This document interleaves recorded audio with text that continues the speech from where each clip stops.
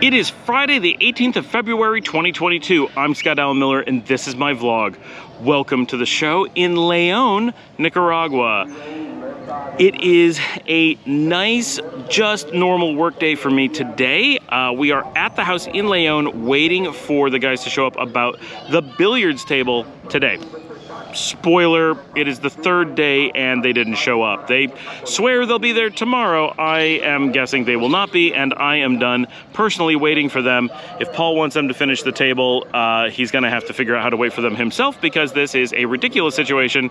I want these guys fired. There has to be someone good enough to finish a table to just use them. It doesn't matter that it's perfect, it's in our house, right? There's too much opportunity for it to get messed up anyway, and it just doesn't matter if it's not perfect. Almost none of the tables in the country are perfect. It'll already be one of the best ones.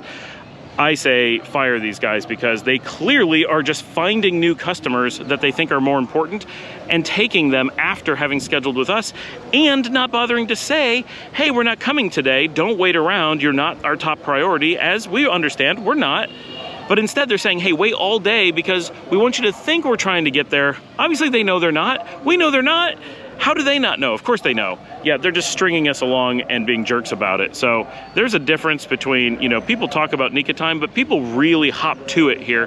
This is absolutely not what's happening. This is just a company with no customer service who doesn't take what they do professionally, and their clients they can care less about. That's very clearly the message that they are sending. We are not a priority. We're not a pool hall. And even though we may have billiard halls in the future, they don't care. I care. I already said, I don't care what they do, they are never getting our business as a business in the future. That's just the way it is. I'm annoyed, pretty freaking annoyed with them. Did a lot of work today, a lot of time on meetings today, hours and hours and hours just sitting on calls on meetings, which is really hard to do at the house in León because it is loud. During the day, the traffic in the street is so loud because the whole house is open. We might as well just be sitting on the street. Like, there's just no reasonable way to do anything. You can't hear, even people talking in the house is hard to hear. When you're on a call, you're like, what? And I don't have like real headsets and everything going on. I just have my laptop and the like, it's terrible. So that was a real struggle today. I don't normally have to deal with that. That was really challenging physically just to hear what was going on. I have no idea why there's a speaker that loud over there. We're gonna head this way, hopefully away from that sound, because that's really something. There is an addiction to loudspeakers in this country. Everybody uses them for everything. They're probably advertising like a new bakery or who knows, the most random things they will put on the speakers and just make as loud as can be. And you're like, why? Why did you feel the need to do that about something so trivial? But it's what they do. So we're just gonna head over to these nice benches. Sorry, I'm a little bit in the shadows here. It'll be better in a second. It's actually just after 5 o'clock. The light should be pretty nice. We have quite a bit of cloud cover today, so it's nice and soft light, but it's relatively dim for whatever reason. I'm now sitting on this cool bench in the middle of the park. It's pretty nice. This morning, the Cuphead show released on Netflix, which Liesl has been looking forward to for a really long time.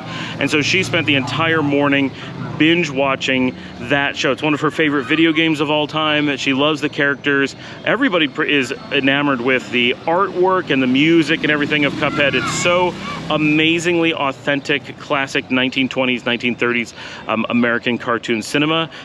Their ability to recreate the look and feel of the old Disney and Warner Brothers cartoons from the early animation era, while doing so at an extremely high level of quality, better than the originals it's really something. It is a work of art, to be sure, as a video game, and I'm assuming that the cartoon from Netflix is of similar quality and just really impressive. So Liesl, by mid-morning, had binged the whole thing. She actually got up early this morning and started watching as soon as it released online, and made it through the entire season by the middle of the morning, which is pretty cool.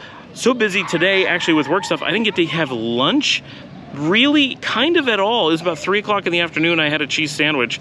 And that was about it. Looking forward to going out tonight. I'm actually recording this on the day of, so I don't know what tonight will bring. The plan is in several hours we'll be heading out probably around 9 o'clock, so that's about 4 hours from now, to Via Via downtown, where they have live music tonight, which should be fun. Our lawyers stopped by, dropped off some important paperwork today. Things still moving forward all over the place. We have so many projects going on all at the same time at this point. It is quite exhausting, but also really exciting. We're pretty happy about all the stuff that's going on, and it's clear that our momentum in Nicaragua is really working. It's really taking off, and it seems like we're having a real positive impact in our part of the community, and people are happy with the stuff that we're doing, so it's going really well.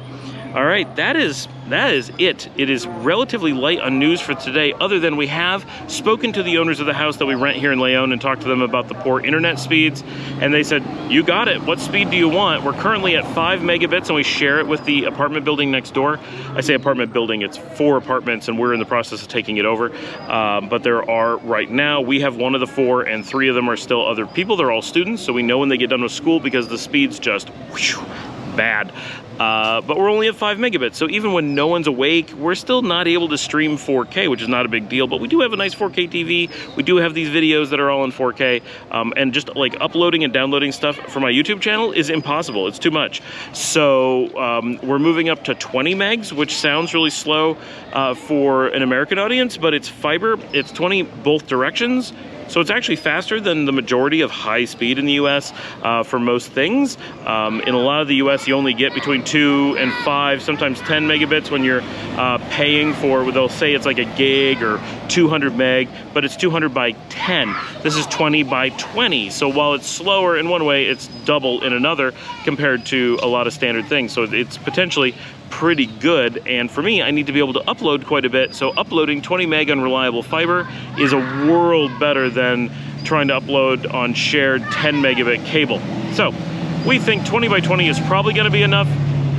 If not, we can go quite a bit faster, but it's so cheap to go to 2020, and it's probably enough that that's what we're going to do, at least to start, and we'll see how it goes from there. But we want to be reasonable and not spend an outrageous amount of money, because pretty soon we're going to have internet at the second house in Las Piñatas as well, as each of our properties have to have internet. It just keeps getting more and more, so we have to deal with that as we go. All right, we'll see everyone from the bar tonight. Finding an interesting and quiet enough and private enough spot to record is one of the biggest challenges of making this show. Living in such a vibrant country, it's actually pretty challenging to get away from all the people, because everybody lives out on the street, meaning doors open up and everybody sits directly on the sidewalk, and that's where life takes place, and everybody does it. So it's not like you can go out in the street and find a quiet place. Every couple doors are people sitting outside, and if I turn around right now, there are tons of families walking down the street, and I'm sitting here in the Maxi Pauli parking lot because it was about as quiet as I could get without going to the same places over and over. So tonight I have a really interesting story. I didn't think I was gonna have anything to report until we went out to Via Via tonight, but as I left from the last segment, recording the last segment at the park, I went and decided I didn't want to go straight home, so I took a longer way home. I went across the river to the south, meaning to go along the river and cut back on the other side. But when I did that, I got to the other side of the river and looked to my left to the east and said, wow, that looks really interesting down there. I'm just gonna walk a little bit, check it out, and then I'll come back and do the same thing. So I started walking down there into, and this is the barrier, so the park, which is just over there, that I normally record at, is the Parque Galicia, and that is the final southeast corner of La Barrio here in Leon. If you cross the bridge to the south and turn to the left, which is east, you go into the Barrio of Guadalupe, which Liesl and I did our photo walk in last week. So I turned and I went into Guadalupe, and as I did so, it's a section of Guadalupe I've never been in. I've never seen this spot. I go along the river, and immediately there's this beautiful but abandoned complex of just gorgeous buildings. And I started looking and paying, because there's always, when you're walking Leon, you're gonna find these gorgeous old buildings all over the place, because there's this colonial past, and there's, you know, a very long history of construction. This is a very old city, much older than you find in the United States. And It's been through cycles of being very, very rich. And so there are beautiful colonial or neo-colonial structures all over the place that you don't always notice from the outside. So it's really interesting to pay attention to the architecture and everything here, because there's just so much cool stuff if you are looking for it. So I found this beautiful building, set of buildings is more of an estate. And I was like, what is this? Definitely long abandoned and not something that anyone has been paying attention to for a long time. Roofs are gone. You can tell this has not been used in a long time. But there were some beautiful like gardens in front. So I went up to the gate and I peered over and I looked all around, and this just this complex of these old beautiful buildings that just went on and on and on. I'm like, wow, this is so big and so beautiful. I can't believe that this isn't being used. This could be something. This would be so wonderful, whether a house or a hotel or a resort or a something. Like you could do anything with this property. It's so beautiful.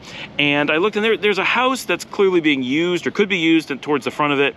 And there were some cars parked behind. So I'm like, oh, so someone lives in the house and probably watches over the rest of this, and that's often the case here. And but none of it is being touched. It's all just locked up and boarded and no roofs and in terrible repair. And I thought to myself, as I often do with these things, it is so unfortunate that I'll never be able to find the people who own it. I'll never be able to get into contact with someone who could actually do something with it. It's probably been seized by the government or something, or squatters, or who knows, and you'll never even learn the history of it, let alone have a chance to go in and see it, let alone potentially do something with it. Like, none of that could ever happen. It's crazy, right? You just can't, right? And the same as anywhere. You could be in any city anywhere in the world. You walk by, you see a beautiful building that has no signs on it, or an estate or something behind a wall, and you wonder what's in there. Could you do something with it? What's the story? And you never know.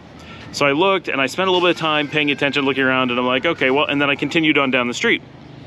And that was the last that I thought of it. But as I go past the house that I had seen with the cars, I wasn't looking at the house. I just walked past. So they saw maybe from my profile as I go by. And remember, this is Guadalupe. I've only been in Guadalupe 1 or 2 times ever. The photo walk with Liesl, which didn't come by this area, is the one time that I was here. And it's not even an area that I would know. If you said, do you know Guadalupe, prior to last week, I'd be like, no, where's that? Is that part of Leon? It's not a neighborhood I know. So I'm walking through this quiet street in Guadalupe. There's a big church on the one side up in the air. The church isn't so tall, but there's a large embankment, and it's built on top of that. There's some houses up there. And I'm like, oh, that church is really cool. That's kind of what drew me in, is this really high church up on the hill. And so I'm walking down the street. It's very quiet. There's no people. And all of a sudden, I swear I hear my name yelled, and I'm in the street. And so I turned around, and I'm looking this way and that. And I'm like, where could this voice be coming from? And then the door opens up to this house that I had seen the cars behind, and out comes a couple of guys, and one of them is Lorenzo, our friend that I went to the baseball game in Managua with, who owns the house that we live in. And he comes out, he's like, Scott, and he calls me in, and I go in, and he cracks open some beers, and we sit down and just hang out. It turns out this is his house. I had no idea that he lived in Guadalupe or nearby. I knew he lived kind of nearby. I had no idea. And it completely blew my mind. I'm like, this is the weirdest set of coincidences ever. So we sat there and talked, and he's like, oh, do you want to see the place? I'm like, what? Yes. So we went out, and he started walking me around and explains to me, this is all his. This is his estate. He used to have a leather manufacturing business, like a factory, not like, oh, we make a little bit of leather goods, like a factory. They had a shoe factory, they had probably a saddle factory, they had all kinds of leather good factories, all kinds of machine equipment, all kinds of the company restaurant, all this stuff. He took me through building after building after building. He owns an entire city block. This thing, he said, it was 20,000 square meters. That's roughly 200,000 square feet of this beautiful set of buildings. It's just interesting and gorgeous. And so we spent a bit of time just hanging out at his place and going around all over the property. And then he showed me across the street, and he's like, oh, you see these houses, these are mine, these are mine, these are mine. And I'm like, what? Like, this is crazy. Like, your next house right over here. And it was like, this is crazy. So suddenly we went from this normal reaction of, oh, there's a beautiful place I'll never get to see, to we can go hang out there anytime we want. I'm invited over for soup or beers, and can just stop by and use it. And he would love to discuss anything we want to do with it, opening a hotel, a restaurant, anything. So just absolutely crazy evening. So I was gone for a couple hours. When I got back to the house, it was time to get ready to go out to Via Via. So we went out to Via Via tonight, and Dominica went with Paul on the motorcycle because I can walk, and it just makes life a lot easier because then I can leave whenever I feel like it. So we got to Via Via, and pretty much I walked in because it only takes me a minute longer to get there than it does for them on the bike. I walk in, and it is so loud that I just had enough time to go through one drink, and I said, I can't stay. Like, this is painful, actually painful. They had all kinds of feedback and they weren't fixing it. It was so loud before they had feedback on the system that it was just it was no way to enjoy it. And then it started having feedback, and you know, in Nicaragua, the music is always loud. That's just how it is. Right, and you expect that. When I go out to the bar, I know it's going to be loud, but this was absurdly loud, even for Nicaragua, and the feedback meant that it wasn't just loud, but it wasn't working properly, because even when you want it loud, you don't want it to be feedback, right? So this was just absolutely awful, and so I'm like, I gotta go. So I walked back, and I did my walk both directions through Zaragoza, which is another neighborhood that I didn't really know. I love the Iglesia de Zaragoza. Beautiful architecture. And I walked that neighborhood. That neighborhood is mostly like La Barrio, but in the north, but a little bit different. You can tell when you're in different neighborhoods. They do have their own character. Subtiava definitely has its own character. Guadalupe, you can tell, is not La Barrio, and so forth. Calvario, definitely quite a bit different. Even the streets are different, the sidewalks are different, like real things change. It's quite interesting. But so I did this walk through Zaragoza. That was pretty cool. Dominica got home minutes after me, so she only stayed basically for the amount of time it took me to walk the few blocks home, and she's like, yeah, that was so loud, nope. And she will sit through anything. She likes live rock music so much that she'll put up with any amount of terrible performance and terrible music and whatever. For her to give up because it was too loud and bad is really saying something. So we just hung out at the house tonight and gave up on our evening out at Via Via, which is fine. We had no plans. We were just going to listen to some live music, so not really a big deal. We had one drink and took off.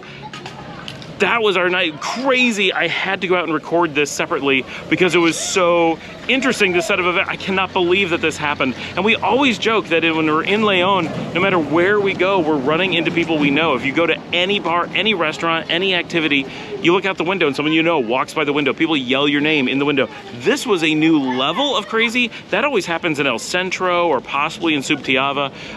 To have it happen in Guadalupe, and to have it under those circumstances where I'm like, actually at his house and I had no idea. And when I was in his house, I can't figure out how he saw me through the door because it was the only thing, there's no windows.